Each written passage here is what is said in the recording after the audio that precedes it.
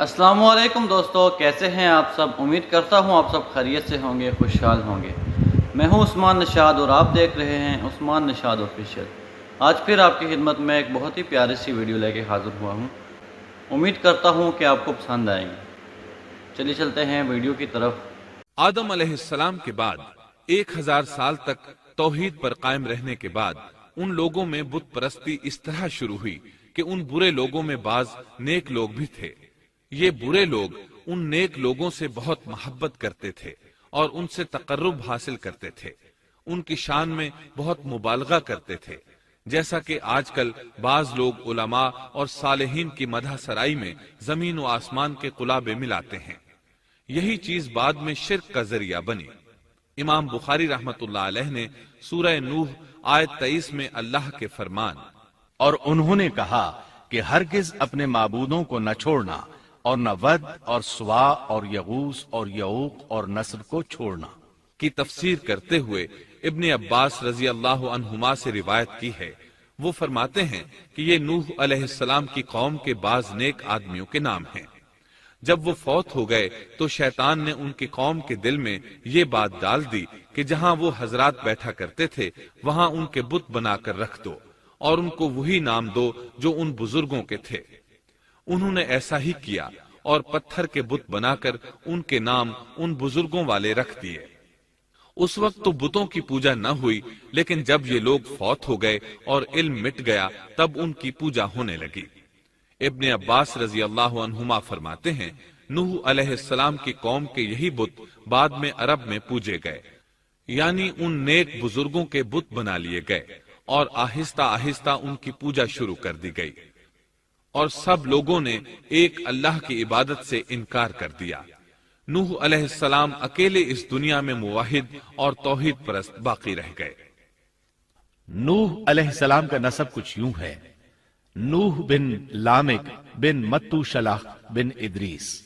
اس طرح ادریس علیہ السلام ان کے پردادا ہوئے۔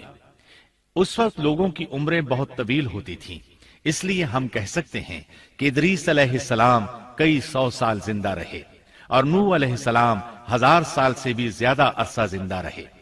عمریں لمبی ہونے کی وجہ سے ادریس علیہ السلام اور نوح علیہ السلام کے درمیان کافی مدت بنتی ہے، اور اسی مدت کے دوران کفر و شرک نے زور پکڑا اور بتوں کی عبادت شروع ہو گئی۔ تب اللہ تعالیٰ نے نوح علیہ السلام کو زمین میں مبعوث فرمایا۔ ابن عباس رضی اللہ عنہما سے روایت ہے کہ نبی صلی اللہ علیہ وسلم نے فرمایا آدم علیہ السلام اور نوح علیہ السلام کے درمیان 10 قرن تھے۔ ایک قرن 100 سال کا ہوتا ہے۔ آدم علیہ السلام کے 1000 سال بعد تک لوگ توحید پر قائم رہے، پھر آہستہ آہستہ شیطان نے انہیں شرک کے راستے پر ڈال دیا۔ شرک عام ہو گیا، ایک اللہ کی عبادت بالکل ختم ہو کر رہ گئی۔ تب اللہ نے نوح علیہ السلام کو مبعوث فرمایا۔ انہوں نے اللہ کی طرف دعوت دی، انہوں نے بہت مشقت اٹھائی، جیسا کہ سورہ نوح میں اللہ فرماتے ہیں: اللہ تعالیٰ بخشش اور رحم کرنے والے کے نام سے شروع کرتا ہوں۔ یقیناً ہم نے نوح کو ان کی قوم کی طرف بھیجا کہ اپنی قوم کو ڈراؤ اور خبردار کر دو، اس سے پہلے کہ ان کے پاس دردناک عذاب آ جائے۔ نوح نے کہا اے میری قوم، میں تمہیں صاف صاف ڈرانے والا ہوں کہ تم اللہ کی عبادت کرو اور اس سے ڈرا کرو اور میرا کہنا مانو، تو وہ تمہارے گناہ بخش دے گا اور تمہیں ایک وقت مقررہ تک چھوڑ دے گا۔ یقیناً اللہ کا وعدہ جب آ جاتا ہے تو موقوف نہیں ہوتا، کاش تمہیں سمجھ ہوتی۔ نوح علیہ السلام تبلیغ کے سلسلے میں سخت محنت کرتے، دن رات لوگوں کے گھروں اور ان کے اجتماعات میں جا جا کر انہیں دعوت دیتے۔ آپ انہیں اعلانیہ اور پوشیدہ طور پر دعوت دیتے، یہاں تک کہ دعوت دیتے دیتے انہیں 950 سال گزر گئے، لیکن سوائے چند لوگوں کے کوئی ایمان نہ لایا۔ تب انہوں نے اللہ سے دعا کی اے میرے اللہ، میں نے اپنی قوم کو دن رات تیری طرف بلایا، لیکن میرے بلانے سے یہ اور زیادہ بھاگنے لگے۔ انہوں نے اپنے کانوں میں انگلیاں ٹھونس لیں، اپنے اوپر کپڑے اوڑھ لیے اور کہنے لگے ہم تیری شکل دیکھنا نہیں چاہتے۔ میرے اللہ، یہ لوگ تیری باتیں سننا پسند نہیں کرتے۔ میں نے پھر بھی ان سے کہا اپنے مالک سے بخشش طلب کرو، وہ بڑا بخشنے والا ہے۔ اس وقت نوح علیہ السلام کی قوم میں ایک بادشاہ تھا، وہ بہت مغرور تھا۔ وہ قوم سے کہنے لگا، نوح کی باتوں پر کان نہ دھرنا اور نہ اس سے بحث کرنا، یہ جو کرتا ہے اسے کرنے دو، تم اپنے بتوں کی پوجا پر ڈٹے رہو۔ چنانچہ لوگوں نے نوح علیہ السلام کی باتوں کی طرف سے کان بند کر لیے، اپنے بادشاہ کی بات پر عمل کرنے لگے۔ تب نوح علیہ السلام نے اللہ سے فریاد کی، اے پروردگار، یہ میرا کہنا نہیں مانتے، ان لوگوں کی سنتے ہیں جن کی اولاد اور مال نے انہیں فائدہ تو نہ دیا، الٹا نقصان پہنچایا، اور انہوں نے میرے ساتھ بڑا داؤ کیا، یعنی دوسروں کو میرے درپے کر دیا، خود بھی مجھے ستانے میں کوئی کسر نہ چھوڑی، اور آپس میں ایک دوسرے سے کہنے لگے، اپنے دیوتاؤں کو نہ چھوڑنا، نہ ود اور نہ سوا اور نہ یغوث اور نہ یعوق اور نہ نصر کو چھوڑنا۔ ان لوگوں نے بہت سے لوگوں کو گمراہ کر ڈالا، اور پروردگار تو ایسا کر کہ یہ ظالم اور زیادہ گمراہ ہو۔ اس طرح نوح علیہ السلام نے 950 سال دن رات لوگوں کو اللہ کی طرف بلایا، لیکن اتنے طویل عرصہ میں صرف 80 کے قریب لوگ مسلمان ہوئے، اور ان ایمانداروں کی اکثریت فقراء، مساکین، ناتواں اور غلام قسم کے لوگوں پر مشتمل تھی، جن کی معاشرے میں کوئی حیثیت نہیں ہوتی۔ مشکل سے 10 ایماندار ایسے ہوں گے جو شرف و جاہ کے مالک ہوں گے۔ چنانچہ نوح علیہ السلام کے مغرور سرداروں نے جب اس صورتحال کو دیکھا تو اکٹھے ہو کر نوح علیہ السلام کے پاس آئے اور کہنے لگے، اے نوح، ہم چاہتے ہیں تیری باتیں سنیں اور لوگوں کو بھی تیری باتیں سننے کی ترغیب دیں اور سب تجھ پر ایمان لے آئیں، لیکن اس سے پہلے ہماری ایک شرط ہے، یہ کہ آپ کے حلقے میں جو یہ ذلیل اور حقیر لوگ آ گئے ہیں انہیں دھکے دے کر اپنے پاس سے نکال دے، اس لیے کہ ہم اپنی قوم کے سردار، چودھری اور مقام و مرتبے والے لوگ ہیں، اس لیے ہم ان فقیر لوگوں کے پاس نہیں بیٹھ سکتے۔ اگر آپ انہیں نکال دیتے ہیں تو ہم ایمان لے آئیں گے۔ اللہ تعالیٰ نے نوح علیہ السلام کی قوم کے ان سرداروں کی تردید سورہ ہود آیات 27 تا 31 میں کی ہے۔ اللہ تعالیٰ فرماتے ہیں، کافر سردار نوح سے کہنے لگے، ہم تو یہی دیکھتے ہیں کہ تو ہماری طرح ایک آدمی ہے، اور یہ بھی دیکھتے ہیں کہ صرف ان لوگوں نے تیری پیروی کی ہے جو ہم میں رذیل ہیں، وہ بھی اوپر کی عقل سے، اور ہم تو تمہیں کسی بات میں اپنے سے زیادہ نہیں پاتے بلکہ تمہیں جھوٹا خیال کرتے ہیں۔ نوح نے کہا، اے سردارو، بتلاؤ تو صحیح، اگر میں اپنے رب کی طرف سے جو دلیل آئی ہے اس پر قائم ہوا اور اس نے اپنی مہربانی سے مجھے سرفراز کیا اور تم سے وہ چھپی رہی، تو کیا زبردستی میں اسے تمہارے سر منڈ دوں گا، حالانکہ تم اس سے بیزار ہو۔ میری قوم والو، میں تم سے اس پر کوئی مال نہیں مانگتا، میرا ثواب تو صرف اللہ تعالیٰ کے ہاں ہے، نہ میں ایمانداروں کو اپنے پاس سے نکال سکتا ہوں، انہیں اپنے رب سے ملنا ہے، لیکن میں دیکھتا ہوں کہ تم لوگ جہالت کی بات کر رہے ہو۔ میری قوم کے لوگوں، اگر میں ان مومنوں کو اپنے پاس سے نکال دوں تو اللہ کے مقابلے میں میری مدد کون کر سکتا ہے؟ کیا تم کچھ بھی غور و فکر نہیں کرتے؟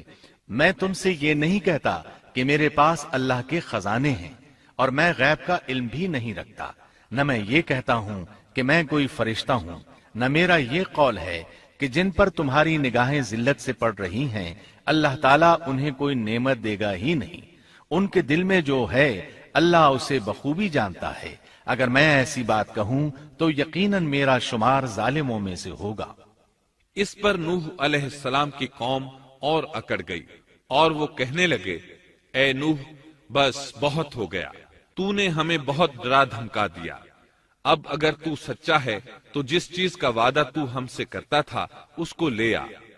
نوح علیہ السلام نے ان کی بات سن کر کہا، عذاب لانا تو اللہ کا کام ہے، اللہ کو کوئی عاجز نہیں کر سکتا، اور جب اس کا عذاب آ جائے گا تو کوئی بھاگ نہیں سکے گا۔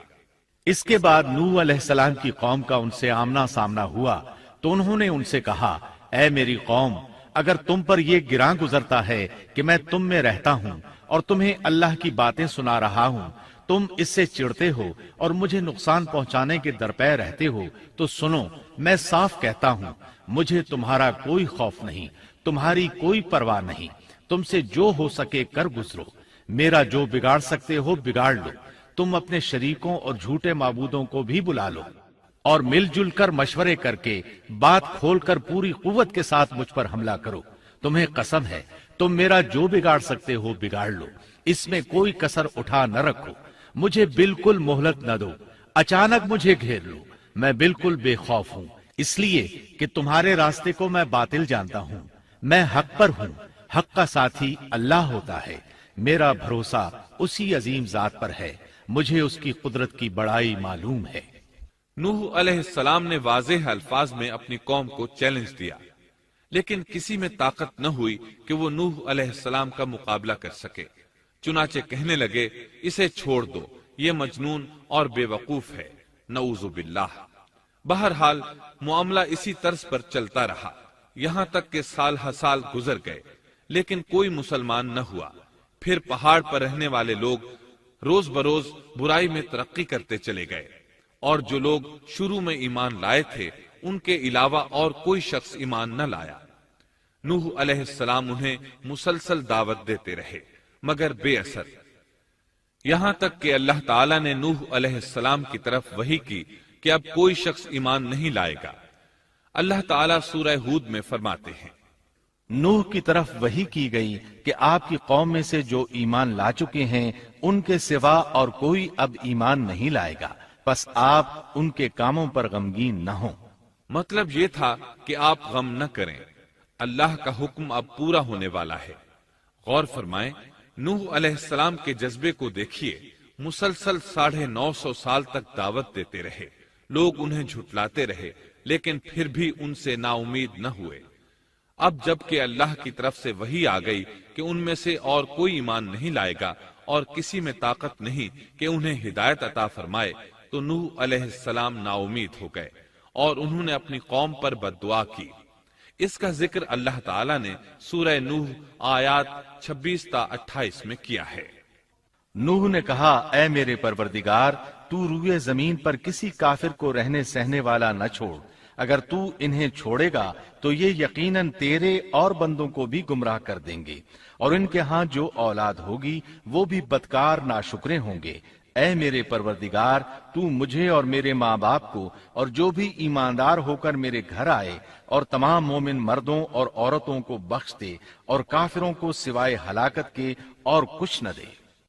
अल्लाह ताला फरमाते हैं कि जब नूह अलैहिस्सलाम ने हमें मदद के लिए पुकारा तो फिर हमने उसकी मदद की और उसे एक बड़ी कश्ती बनाने की वही की। लेकिन नूह अलैहिस्सलाम नहीं जानते थे कि वो इतनी बड़ी कश्ती कैसे बनाए, और न ही वो बढ़ई थे कि इस काम से वाकिफ होते। इसलिए अल्लाह ताला ने उनकी तरफ ये वही की कि हमारी आंखों के सामने और हमारी वही के मुताबिक एक कश्ती तैयार करो। अल्लाह ने वही के जरिए उनकी रहनुमाई की कि वो इस तरह करें, और मजीद तालीम के लिए जिब्राईल अलैहिस्सलाम को भेज दिया। वो उन्हें बतलाते गए कि इस तरह कश्ती तैयार करो। नूह अलैहिस्सलाम एक पहाड़ पर रहते थे, उनके इर्द गिर्द दरख्त नहीं थे, न पानी था। चुनाचे उन्होंने बहुत से दरख्त उगाए, फिर उनको काटा और पहाड़ पर बैठकर कश्ती तैयार करते रहे। आप बड़े बड़े तख्ते बनाते और लोहा लाते और उनसे कील तैयार करते, फिर उन कीलों को तख्तों में ठोकते, आपस में उन तख्तों को मिलाते, यहाँ तक कि एक बहुत बड़ी मजबूत और देव हैकल कश्ती तैयार हो गई। एक रिवायत के मुताबिक नूह अलैहिस्सलाम ने उसको 100 साल में तैयार किया। ये थी वो कश्ती जिसे नूह अलैहिस्सलाम ने अल्लाह की हिदायत के मुताबिक तैयार किया था। सूरतुल कमर आयत 13 में इरशाद होता है, और हमने नूह को उस कश्ती में सवार किया जो तख्तों और कीलों से बनी हुई थी। नूह अलैहिस्सलाम ने दावत का काम छोड़ दिया और कश्ती बनाने लगे। वो लोग जब उन्हें कश्ती बनाते देखते तो उनका मजाक उड़ाते, कहते, नूह पहले तो तू नबी था, अब बढ़ई बन गया। मजीद कहते, ये कैसा मजनून है कि पहाड़ पर कश्ती बना रहा है। ताज्जुब है इस पर। अल्लाह ने उन काफिरों के मजाक का जिक्र सूरह हूद आयात 38 और 39 में किया है। नूह कश्ती बनाने लगे, اس کی قوم کی جو جماعت اس کے پاس سے گزرتی وہ اس کا مذاق اڑاتی، وہ کہتے اگر تم ہمارا مذاق اڑاتے ہو تو ہم بھی تم پر ایک دن ہنسیں گے جیسے تم مسخرہ پن کر رہے ہو۔ تمہیں بہت جلد معلوم ہو جائے گا کہ کس پر عذاب آتا ہے، جو اسے رسوا کرے اور اس پر ہمیشہ کا عذاب اتر آئے۔ اس کشتی کا حلیہ ابن عباس رضی اللہ عنہما سے ایک روایت میں یوں آیا ہے۔ وہ بیان کرتے ہیں کہ نوح علیہ السلام نے پہاڑ پر ایک کشتی تیار کی اور اسے تارکول سے لت پت کیا۔ اسی وقت سے تارکول کا ظہور ہوا۔ اس کشتی کا طول 300 گز، اونچائی 30 گز اور عرض 50 گز تھا۔ ایک اندازے کے مطابق اس کا طول 1 کلومیٹر سے زیادہ تھا اور اس کی بلندی اور گہرائی کے بارے میں کہا گیا ہے کہ 30 ہاتھ تھی، اور یہ کشتی عام کشتیوں کی طرح اوپر سے کھلی ہوئی نہیں تھی، بلکہ جس طرح اس کو نیچے سے بند کیا گیا تھا اسی طرح اوپر سے بھی بند کیا گیا تھا، تاکہ اوپر سے جو بارش برسے وہ انہیں نقصان نہ دے، اور جس طرح نیچے والے غرق ہونے سے محفوظ رہیں اسی طرح اوپر والے بھی محفوظ رہیں۔ گویا وہ ایک گیند کی مانند تھی۔ اس میں الگ الگ 3 درجے بنائے گئے تھے، ہر درجے میں ایک دروازہ تھا، اور یہ 3 دروازے اس طرح تھے کہ ہر دروازے کے اوپر ایک دروازہ تھا۔ یہ اس کشتی کا حلیہ تھا جس کے راوی ابن عباس رضی اللہ عنہما ہے۔ یہ کشتی آج بھی موجود ہے۔ اللہ تعالیٰ نے اس کشتی کو بطور عبرت اور نشانی کے باقی رکھا ہے، جیسا کہ اللہ تعالیٰ فرماتے ہیں، اور بے شک ہم نے اس واقعے کو نشانی بنا کر باقی رکھا، پس ہے کوئی نصیحت حاصل کرنے والا۔ اس صدی میں علماء کے ایک گروہ نے اس کشتی کو ترکی کے ایک پہاڑ پر پا لیا ہے۔ اب وہ 2 ٹکڑوں میں تقسیم ہو چکی ہے۔ اس کا حلیہ وہی تھا جو بیان ہوا۔ اللہ کا فرمان سچا ثابت ہو گیا کہ ہم نے اس کو نشانی بنا کر باقی رکھا ہے۔ اس کے بعد طوفان آیا۔ اللہ تعالیٰ نے نوح علیہ السلام کو اس طوفان کے ظہور کی ایک نشانی اور علامت بتلائی تھی۔ نوح علیہ السلام کے گھر میں ایک تنور تھا۔ اللہ نے فرمایا جب یہ تنور جوش مارنے لگے اور پانی اس سے ابلنے لگے تو سمجھ لینا اللہ کا وعدہ آ گیا۔ چنانچہ اس وقت مومنوں کو اور اپنے اہل و عیال کو اور زمین پر بسنے والے تمام جانوروں کا جوڑا جوڑا اس کشتی میں سوار کر لینا۔ تنور سے کیا مراد ہے، اس کے متعلق مفسرین میں اختلاف ہے۔ بعض کہتے ہیں کہ اس سے مراد ایک چشمہ ہے جو زمین سے نکلتا ہے، لیکن راجح روایات کے مطابق اس سے مراد معروف تنور ہے جس میں آگ جلا کر روٹیاں پکائی جاتی ہیں۔ یہ تنور نوح علیہ السلام کے گھر میں تھا، اور اسی کو اللہ نے طوفان کے آنے کی علامت بتایا اور فرمایا کہ جب یہ پھوٹ پڑے اس وقت ہر چیز کا جوڑا جوڑا کشتی پر سوار کر لینا۔ اللہ تعالیٰ سورہ ہود آیت 40 میں فرماتے ہیں، یہاں تک کہ جب ہمارا حکم آ پہنچا اور تنور ابلنے لگا، ہم نے کہا اس کشتی میں ہر قسم کے جوڑے دوہرے سوار کر لے، اور اپنے گھر کے لوگوں کو بھی سوائے ان کے جن پر پہلے سے بات پڑ چکی ہے، اور سب ایمان والوں کو بھی۔ اس کے ساتھ ایمان لانے والے بہت ہی کم تھے۔ کشتی میں سوار ہونے والوں کی تعداد 80 بتائی جاتی ہے۔ چنانچہ جب تنور جوش مارنے لگا تو نوح علیہ السلام کشتی میں سوار ہو گئے۔ کشتی ان کی بستی میں لوگوں سے دور پہاڑ پر تھی۔ اللہ کی قدرت کہ تمام قسم کے جانور بھی کشتی کے پاس آ گئے۔ نوح علیہ السلام نے انہیں بھی سوار کر لیا۔ اللہ تعالیٰ سورۃ القمر آیات 11 اور 12 میں فرماتے ہیں، پس ہم نے آسمان کے دروازوں کو زور کی بارش سے کھول دیا اور زمین کے چشموں کو جاری کر دیا، پس اس کام پر جو پانی مقرر کیا گیا تھا خوب جمع ہو گیا۔ آسمان سے نازل ہونے والا اور زمین سے نکلنے والا پانی کتنا تھا اس کا اندازہ اللہ ہی کو ہے۔ بہرحال اس پانی نے زمین پر رہنے والے انسان، چوپائے، حیوانات، غرض ہر چیز کو غرق کر دیا۔ اس بارے میں اللہ فرماتے ہیں، نوح نے اپنی قوم سے تنگ آ کر ہمارے حضور دعا کی، ہم تو ہیں ہی بہترین طور پر دعاؤں کے قبول کرنے والے۔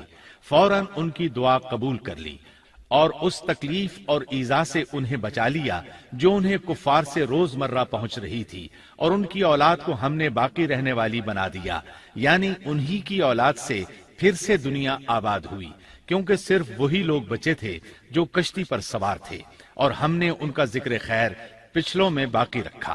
نوح علیہ السلام پر تمام جہانوں میں سلام ہو۔ ہم نیکی کرنے والوں کو اسی طرح بدلے دیتے ہیں، وہ ہمارے ایماندار بندوں میں سے تھا، پھر ہم نے باقی سب کو غرق کر دیا۔ اللہ مزید فرماتے ہیں، جب پانی میں طغیانی آ گئی تو اس وقت ہم نے تمہیں کشتی میں چڑھا لیا تاکہ اس کو تمہارے لیے نصیحت اور یادگار بنا دیں، تاکہ یاد رکھنے والے کان اس کو یاد رکھیں۔ یعنی پانی اتنا زیادہ ہو گیا کہ اس سے تمام شہر، بستیاں، انسان اور جانور غرق ہو گئے، یہاں تک کہ پانی بلند پہاڑوں سے بھی اونچا ہو گیا، اور اتنے بلند پانی پر یہ کشتی نوح علیہ السلام اور ان کے ساتھیوں کو اپنے دامن میں سمیٹے اللہ کے حکم سے اور اس کی حفاظت میں پہاڑ کی طرح رواں دواں تھی، ورنہ اتنے طوفانی پانی میں کشتی کی حیثیت ہی کیا ہوتی ہے۔ نوح علیہ السلام کشتی میں سوار ہوئے اور انہوں نے اپنے ساتھیوں کو حکم دیا کہ وہ یہ دعا پڑھیں، بسم اللہ مجریہا ومرساہا ان ربی لغفور رحیم۔ اللہ ہی کے نام سے اس کشتی کا چلنا اور ٹھہرنا ہے، یقیناً میرا پالنے والا بڑی بخشش اور رحم والا ہے۔ یہی اللہ کا حکم آپ کو تھا کہ جب تم اور تمہارے ساتھی ٹھیک طرح بیٹھ جاؤ تو کہنا، الحمد للہ الذی نجانا من القوم الظالمین وقل رب انزلنی منزلا مبارکا وانت خیر المنزلین۔ سب تعریف اللہ ہی کے لیے ہے جس نے ہمیں ظالم لوگوں سے نجات عطا فرمائی، اور کہنا کہ اے میرے رب مجھے بابرکت اتارنا اور تو ہی بہتر اتارنے والا ہے۔ اللہ تعالیٰ نوح علیہ السلام کو نصیحت کر رہے ہیں کہ اللہ آپ کو اور آپ کے اہل کو نجات عطا فرمائیں گے۔ کشتی میں نوح علیہ السلام کے کافر بیٹے کے علاوہ تمام گھر والے سوار تھے۔ آپ کے کافر بیٹے کا نام کنعان تھا، وہ ایک طرف کھڑا تھا۔ نوح علیہ السلام نے اسے پکارا، میرے بیٹے اس کشتی میں آ جا اور کافروں کا ساتھی نہ بن، لیکن اس بدبخت نے کہا، میں ابھی کسی پہاڑ کی چوٹی پر پناہ لے لوں گا جو مجھے اس پانی سے بچائے گی۔ نوح علیہ السلام نے کہا، آج اللہ کے حکم سے کوئی بچانے والا نہیں مگر وہی جس پر اللہ رحم کرے۔ باپ اور بیٹے کے درمیان یہ گفتگو جاری تھی کہ ایک طوفانی موج نے اسے اپنی زد میں لے لیا اور اسے غرق کر دیا۔ نوح علیہ السلام سے اللہ نے وعدہ کر رکھا تھا کہ اللہ تعالیٰ اس کے اہل کو نجات عطا فرمائے گا۔ چنانچہ جب آپ کی آنکھوں کے سامنے آپ کا بیٹا غرق ہو گیا تو وہ پکار اٹھے، اے اللہ، میرا بیٹا میرے گھر والوں میں سے تھا اور تو نے مجھ سے وعدہ کیا تھا کہ میرے گھر والوں کو نجات عطا فرمائے گا، اور تو تمام حاکموں سے بہتر حاکم ہے، لہذا ناممکن ہے کہ تیرا وعدہ پورا نہ ہو۔ واضح ہو کہ نوح علیہ السلام کا اپنے بیٹے کے بارے میں بات کرنا بطور استفسار تھا، بطور بحث نہیں تھا۔ آپ وضاحت چاہتے تھے۔ اللہ تعالیٰ نے فرمایا، اے نوح، وہ تیرے اہل سے نہیں تھا کیونکہ وہ کافر تھا۔ کفر نسب کو ختم کر دیتا ہے۔ ایک مومن کا دوسرے مومن سے تعلق ایک مسلمان بھائی کے کافر بھائی سے تعلق سے زیادہ بڑا ہے، اور حقیقی اخوت وہ ہے جس کی بنیاد ایمان پر ہو۔ کفر تو نسبی تعلق کو کاٹ دیتا ہے، اس لیے اللہ نے یہ نہیں فرمایا کہ وہ کافر ہے، بلکہ یہ فرمایا کہ وہ تیرے اہل سے نہیں ہے۔ ہمارے لیے بھی یہی حکم ہے، کسی مومن کا کافر کے ساتھ رشتہ نہیں ہو سکتا۔ اس کے ساتھ اللہ نے نوح علیہ السلام کو نصیحت فرمائی کہ آپ ہرگز وہ چیز نہ مانگیں جس کا آپ کو مطلقاً علم ہی نہ ہو، اور ہم آپ کو نصیحت کرتے ہیں کہ جاہلوں میں اپنا شمار کرانے سے باز رہیں۔ جب نوح علیہ السلام یہ بات جان گئے کہ ان کا سوال واقعے کے مطابق نہیں تھا تو فوراً اس سے رجوع کر لیا اور اللہ تعالیٰ سے اس کی رحمت اور مغفرت کے طالب ہوئے۔ اس موقع پر انہوں نے دعا کی۔ نوح علیہ السلام نے کہا، اے میرے پروردگار، میں تیری ہی پناہ چاہتا ہوں اس بات سے کہ تجھ سے وہ مانگوں جس کا مجھے علم ہی نہ ہو۔ اگر تو مجھے نہ بخشے گا اور تو مجھ پر رحم نہیں کرے گا تو میں خرابی والوں میں ہو جاؤں گا۔ یہ دعا انہوں نے مانگی۔ اپنے بیٹے کے متعلق سوال کے علاوہ نوح علیہ السلام نے اللہ تعالیٰ کی کوئی نافرمانی نہیں کی اور نہ اپنے نفس پر کسی نافرمانی کو شمار کیا۔ کشتی نوح علیہ السلام اور ان کے ساتھیوں کو لیے پانی کی موجوں پر بلند ہو رہی تھی اور زمین پر موجود ہر چیز، انسان، حیوانات، چوپائے، پرندے غرق ہو چکے تھے۔ ان میں کوئی بھی باقی نہیں بچا تھا۔ اگر کوئی زندہ بچا تھا تو کشتی والے۔ ابن عباس رضی اللہ عنہما سے روایت ہے کہ نوح علیہ السلام اور ان کے ساتھی 6 ماہ کشتی میں رہے، اور بعض روایات میں یہ بھی ہے کہ وہ محرم کی 10 تاریخ کو کشتی سے نیچے اترے۔ آخر اللہ کے حکم سے طوفان رک گیا۔ اللہ نے زمین کو حکم دیا کہ وہ تمام پانی کو نگل جائے۔ زمین نے سارا پانی نگل لیا، زمین خشک ہو گئی۔ اللہ تعالی سورہ ہود آیت 44 میں فرماتے ہیں، اور فرما دیا گیا کہ اے زمین اپنے پانی کو نگل جا، اور اے آسمان بس کر تھم جا۔ اسی وقت پانی سکھا دیا گیا اور کام پورا کر دیا گیا، اور کشتی جودی نامی پہاڑ پر جا ٹھہری، اور فرما دیا گیا کہ ظالم لوگ اللہ کی رحمت سے دور ہیں۔ کشتی جودی پہاڑ پر جا کر ٹھہر گئی۔ اب انہیں حکم ہوا کہ سلامتی کے ساتھ کشتی سے اتر آئے۔ آپ پر بھی برکت نازل ہوگی اور ان قوموں پر بھی جو آئندہ آپ کی نسل سے پیدا ہوں گی، اور آپ کی نسل میں سے کچھ لوگ ایسے بھی ہوں گے جنہیں ہم فائدہ تو ضرور پہنچائیں گے، پھر انہیں ہماری طرف سے دردناک عذاب پہنچے گا۔ بہت سی روایات میں یہ بات مذکور ہے کہ نوح علیہ السلام ایک لمبی مدت یعنی 6 ماہ کشتی میں طوفان تھم جانے کا انتظار کرتے رہے۔ آپ نے طوفان کے حالات معلوم کرنے کے لیے ایک کبوتر بھیجا جو واپس آ گیا۔ اسے پاؤں رکھنے کو جگہ نہ ملی۔ اسے دوبارہ بھیجا گیا تو وہ پھر واپس آ گیا۔ چند دن بعد اسے پھر بھیجا گیا تو وہ اپنی چونچ میں زیتون کی ایک ٹہنی لیے ہوئے تھا۔ اس سے نوح علیہ السلام نے معلوم کر لیا کہ پانی زمین سے کچھ ہی اونچا رہ گیا ہے اور درخت وغیرہ اگ چکے ہیں۔ کچھ دن بعد اسے پھر بھیجا گیا۔ اس مرتبہ وہ واپس لوٹا تو اس کے پاؤں خاک آلود تھے۔ نوح علیہ السلام نے سمجھ لیا کہ طوفان رک گیا اور زمین خشک ہو چکی ہے۔ سیرت کی کتب میں یہ واقعہ موجود ہے۔ اسی کی بنیاد پر سیرت نگاروں کا کہنا ہے کہ کبوتر کا آنا سلامتی کی علامت تھا، اور اس کی چونچ میں زیتون کی ٹہنی نوح علیہ السلام کی بادشاہت کی طرف اشارہ تھا۔ اس طرح نوح علیہ السلام زمین پر اتر آئے۔ اس وقت اولاد آدم میں سے کوئی انسان سوائے ان لوگوں کے زندہ نہیں بچا تھا۔ جزیرہ عرب، فلسطین اور ان کے ارد گرد کا علاقہ غرق ہونے سے محفوظ رہا۔ ان کے علاوہ تمام زمین غرق ہوئی تھی۔ سب کے سب طوفان کی نذر ہو گئے۔ صرف نوح علیہ السلام سے اولاد پیدا ہوئی، اور زمین میں ان کی اولاد کے علاوہ اور کسی کی نسل باقی نہ رہی۔ اسی وجہ سے نوح علیہ السلام کو آدم ثانی اور ابو البشر ثانی کہا جاتا ہے، کیونکہ تمام کے تمام بشر انہی کی طرف منسوب ہیں۔ سورۃ الصافات آیات 75 تا 77 میں اسی طرف اشارہ ہے۔ اور ہمیں نوح نے پکارا تو دیکھ لو کہ ہم کیسے اچھے دعا قبول کرنے والے ہیں۔ ہم نے اسے اور اس کے فرمانبرداروں کو اس زبردست مصیبت سے بچا لیا۔ اس کی اولاد ہم نے باقی رہنے والی بنا دی۔ ایک دوسرے مقام پر اللہ تعالیٰ دیگر امم اور رسولوں کے متعلق کلام کرتے ہوئے فرماتے ہیں، اے ان لوگوں کی اولاد جنہیں ہم نے نوح کے ساتھ چڑھا لیا تھا، وہ ہمارا بڑا ہی شکر گزار بندہ تھا۔ نوح علیہ السلام کے 3 بیٹے تھے، سام، حام اور یافس۔ سام کی نسل زیادہ تر سفید رنگت کی تھی، اور بہت کم لوگ ان میں سیاہ فام تھے، البتہ کچھ ان میں گندمی تھے۔ حام کی اولاد کی اکثریت سیاہ فام تھی، ان میں بہت کم لوگ سفید رنگ کے تھے، اور یافس کی اولاد سرخی مائل رنگ کی تھی۔ عرب اور بنو اسرائیل سام کی اولاد ہیں، تمام حبش حام کی اولاد ہیں، ترک اور مشرقی ایشیا کے لوگ یافس کی اولاد ہیں۔ طوفان کے بعد نوح علیہ السلام اللہ کے بندوں میں 350 سال تک زندہ رہے، اور وہ اللہ کے قول عبدن شکورن کے مصداق تھے۔ پھر نوح علیہ السلام فوت ہو گئے۔ راجح ترین روایات کے مطابق آپ مکہ میں دفن ہوئے۔